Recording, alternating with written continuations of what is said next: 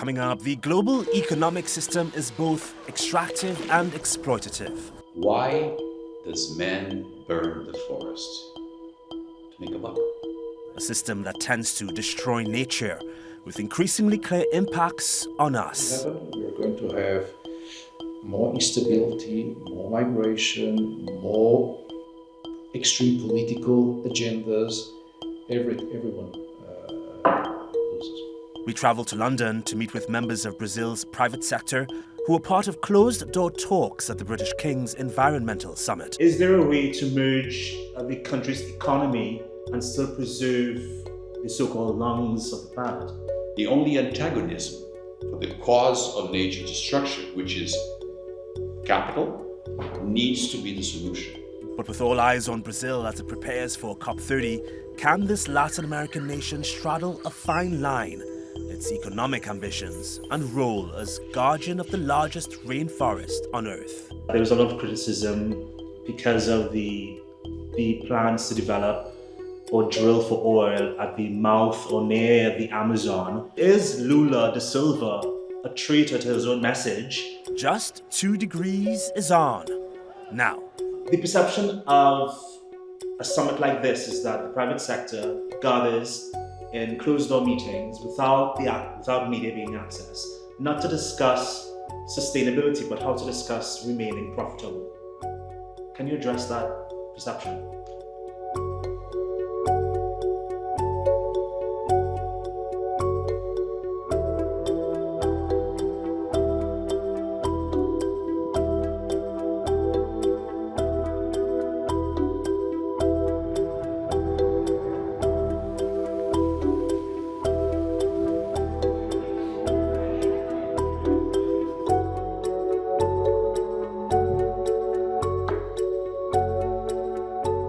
I think the first question I'd love to ask is how Brazil's preparations are going for COP30. I know the president, Lula da Silva, has made lots of promises to the international community to help with global health, global environmental issues. How are things shaping up for this year's conference? The government is making a huge effort, federal government, the local government of the Pará state, the city of Belém.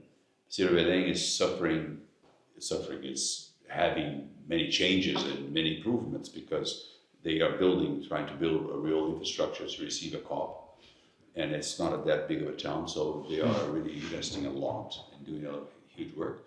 The international community is showing up with huge enthusiasm. I haven't seen this enthusiasm since maybe Glasgow, even before that. So the expectations are very high, not only from the international community, but also from the Brazilian community, from all sectors, private sector, government, civil society, everybody. So I believe it's going to be a success. É muito simbólico você trazer para a Amazônia, né?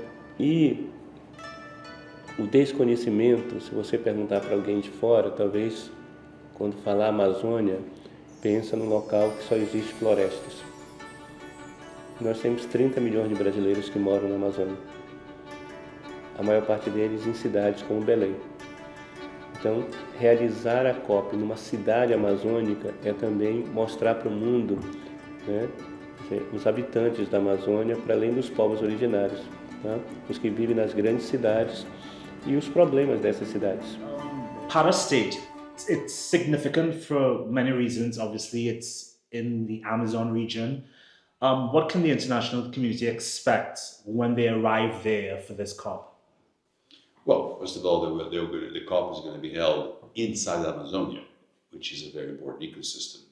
The Pará state is one of the states that have most explored Amazonia in some negative ways from the past, but they're really making an effort to understand how they can continue to do that, regenerate and explore in a positive way.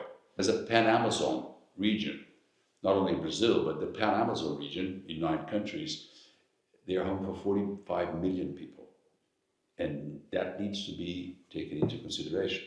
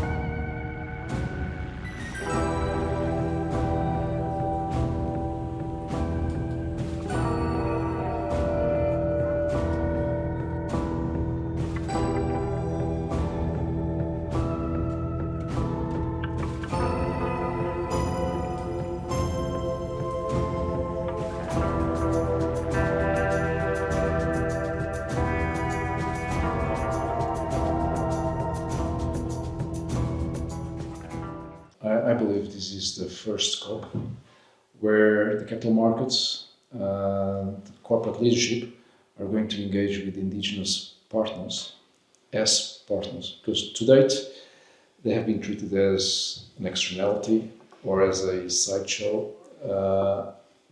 That moment is coming to an end. And the opportunity now for the global community, but in particular the opportunity now for Brazilian institutions, corporations and capital market players is to bring indigenous partners to the table and together figure out how we're going to ride the next decade in terms of economic transition, climate transition and a just transition. Interesting. You use the word sideshow. It's a very strong term. I have not heard that before when it comes to describing the Amazons or Brazil's indigenous community. Who treats them like a sideshow? From what we've understood, the government of Lula da Silva has really close ties with the indigenous community. As a global plan, as a global society, all of us, we have taken nature for granted. And we have taken the stewards of nature for granted. And I'm not just talking about indigenous partners, I'm talking about everyone that works in the land economy. It's very easy to extract and not pay for it. And this is why we are where we are. And we have reached a moment where that model doesn't work anymore. The big difference of this COP is that realization, that nature's free lunch is over. And over the next 2-3 years, we're going to have a serious repricing of risk, serious repricing of nature, and serious repricing of portfolios. Interesting. That is going to change the way the whole world looks at nature and the way the whole world looks at the people who take care of nature.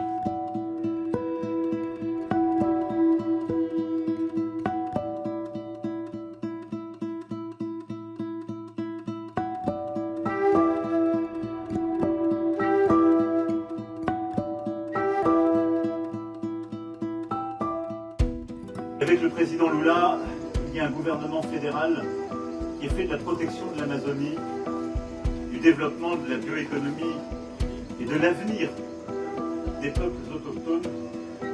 Une cause qui n'est pas simplement une cause de résistance, où vous devez vous appuyer sur le reste du monde, mais qui est bien épousée par le gouvernement fédéral lui-même.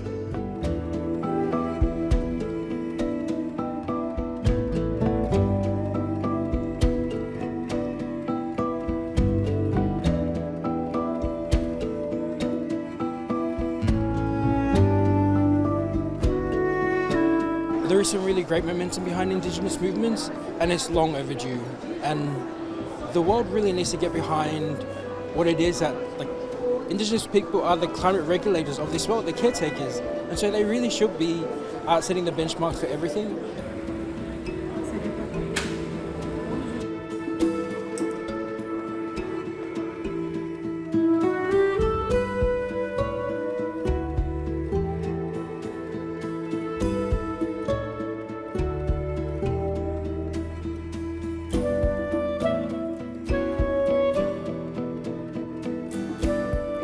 Acho que precisa dar protagonismo para os atores que vivem defendendo a Amazônia, seja ela na Amazônia da floresta, seja ela na Amazônia urbana. Eu acredito quando a gente dá protagonismo para as pessoas que estão no dia a dia lutando, porque ainda que seja uma luta que ela não tenha tantos holofotes, é uma luta que existe diária, né?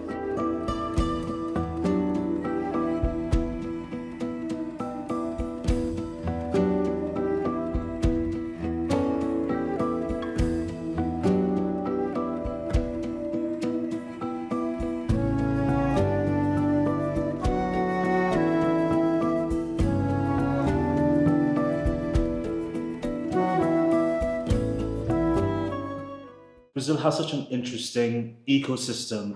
The previous president, Jair Bolsonaro, he had the concept of economizing the Amazon. Is that a bad idea? I mean, is there a way to merge the country's economy and still preserve the so-called lungs of the planet? It's the only way. Why does man burn the forest? To make a buck. there's a lot of work to burn a forest. I mean, you have to go out there and get bitten by snakes and mosquitoes. I mean, no one does that because they like it, but they do this because they need to make a buck.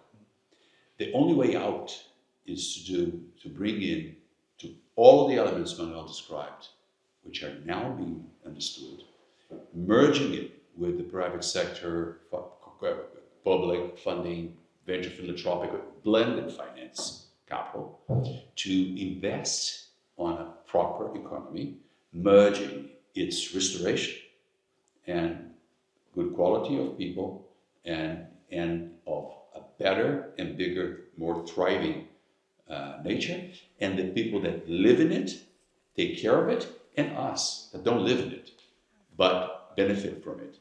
So that's the only way. The only antagonism for the cause of nature destruction, which is capital, needs to be the solution because of the scale and because of the nature of it. If you don't create a value of that approach of regeneration, then the efforts that we're making, I'm not very optimistic we're going to make it.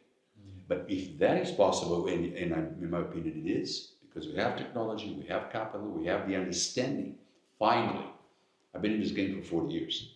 It wasn't like that before. When I say something like that 40 years ago, I would be bashed on the head because we did not understand yet that it was a problem. They were just blaming everybody for destroying nature, which was right. I mean, that capital was destroying nature because they didn't have the technology or the knowledge to do it differently. But now we do because of all those years of understanding. Brazil's economy relies heavily on the meat industry, which relies a lot on clearing vast amounts of forests for cattle to graze. You brought up the term of blended finance. How is the private sector involved in, or more specifically, the agriculture industry, which is super powerful in Brazil? If they're a part of this blended finance in Brazil, how are they getting involved to reduce harms to the environment while still maintaining output? The way agribusiness is built today is not going to be available or resilient for much, much longer. So it's in the interest of everyone in agribusiness to start building resilience into the system. And that resilience into the system starts, number one, with the stewards of natural capital, farmers, but also indigenous partners. One thing I wanted to add to your previous point when you asked about what the economization of Amazon, we can't answer that question if the indigenous partner is not at the table, because it's their land, it's not our land, right? So they need to be part of that conversation, because if they're not part of the decision making, we are going to continue with the same problems, right? So it's in the interest of everyone in agribusiness to not improve the model, but to transform the model. And that model requires three things: the physical transformation on the land, farmers and indigenous partners first, soil, water, biodiversity second, requires a lot of risk transformation, requires a lot of risk pricing, measurement and transformation, and requires a lot of financial engineering mechanisms in a way that provides increased livelihoods and better economics for the farmers, provides, to Marcelo's point, a true valuation of nature, and provides a good return to shareholders as well as to investors. So the question is not, is this going to happen, yes or no? It is going to happen, and it's starting to happening in a few supply chains. It's when this becomes mainstream. And we believe within the next 5-8 years, this transformation that I've described will become mainstream in Brazil. Brazil is ahead in many ways compared to the rest of the world. Can Brazil wait that long? I mean, No. It's been tumultuous for the past year or two. The droughts that you guys have experienced in the Amazon alone, unprecedented levels of decay and destruction, animals are dying, plants being wiped off the face of the planet. Some plants we don't know yet their value are being wiped off. And an El Nino event might be back in a few months, according to some weather agencies across the world. Can Brazil wait 5 to 8 more years to get its act together? It's not Brazil, it's the world. Brazil is just the place that they are producing, but the investors, the technology, the vision, the demand, the markets, it's the global thing. And Brazil has its arms open for collaboration, and we are a great example of that. So it's not a Brazil problem, it's a global problem. Queremos fazer tudo legal, respeitando o meio ambiente, respeitando tudo. Mas nós não vamos jogar fora nenhuma oportunidade de fazer esse país crescer, de fazer com que este país, junto com a Arábia Saudita, dos BRICS, possa criar uma nova forma de investimento. Faz com que o governo ele não avançou como era para avançar. E com as novas negociações que estão sendo feitas agora, isso nos deixa preocupado com uma aceitação de exploração de petróleo na Amazônia. There was a lot of criticism because of the plans to develop or drill for oil at the mouth or near the Amazon, which is something President Lula has supported. I know Brazil may need this funding, but the optics don't look good. So is Lula da Silva a traitor to his own message, or is there a way to structure the conversation so that the world understands that Brazil is one of those countries that is still catching up, as you mentioned, to the rest of, say, the global north, and requires this type of funding to somehow meet its climate needs through a financial, pathway? Brazil needs that. And what Brazil is going to do with the cash that comes from that needs to be seen, and I'm hoping Lula government and the future governments, this is a long-term process, will invest properly in the capital, and we'll do everything in our power to influence that. If anybody has the technology to do it as safe as possible, is Brazil. So those are two elements that I think should be considered. As a Brazilian, I understand Brazil needs to do that, and I'm hoping we're going to invest properly in the capital. With that capital, I'm very confident we can solve the questions we were discussing before.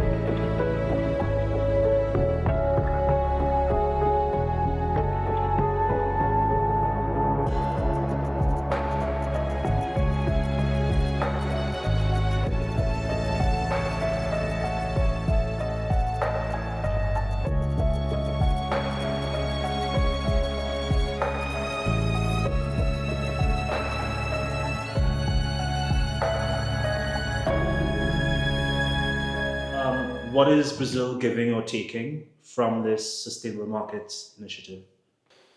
I think one of the biggest benefits of what Brazil is getting and giving, number one, is we are removing perceptions and we are creating points of activation.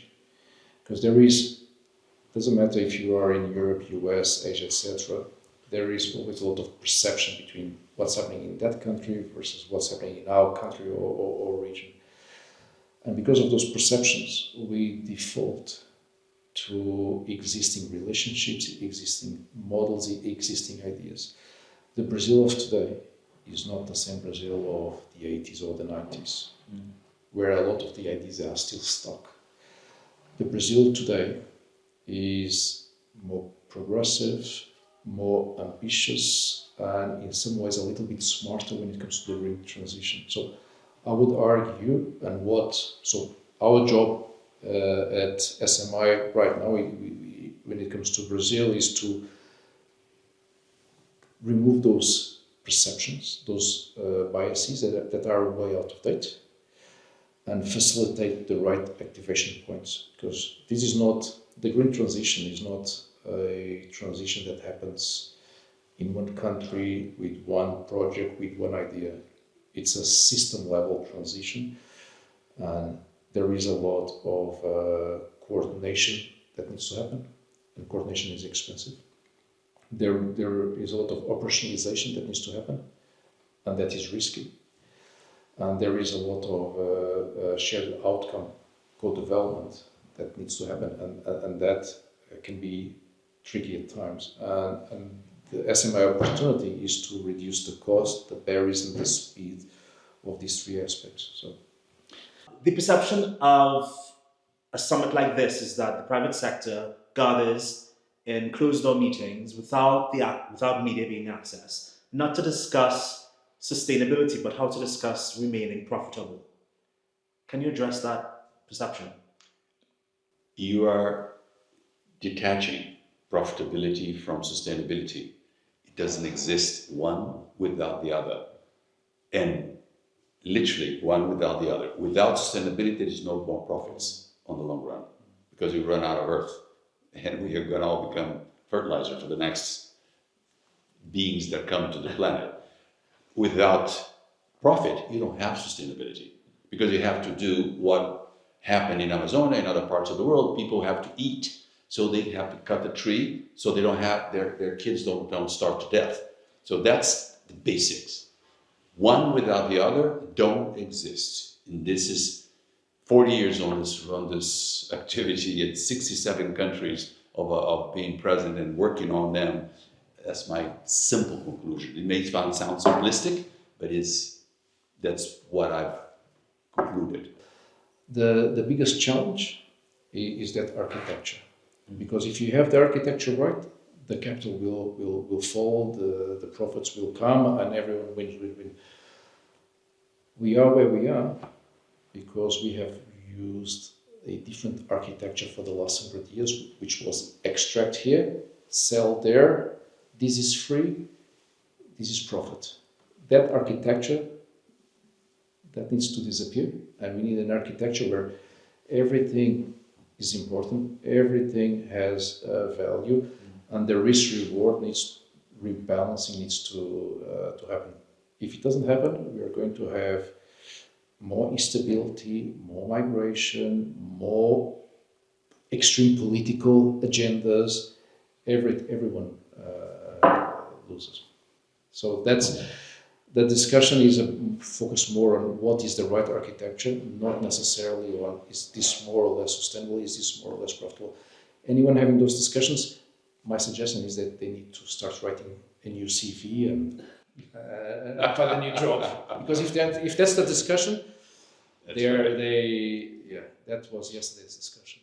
And on that, you said earlier that upstairs they're just, including yourselves, everyone here is a doer. For the sake of the planners, I hope that's the case, and because we need the private sector support, obviously, more than ever. But thank you so much for appearing on the program. And congratulations for the questions. I think they were good sharp. Questions, Ray. Good Thank questions. You so much. No Thank problem. you. Thank you. Thank you. Thank you for holding the camera. Yeah.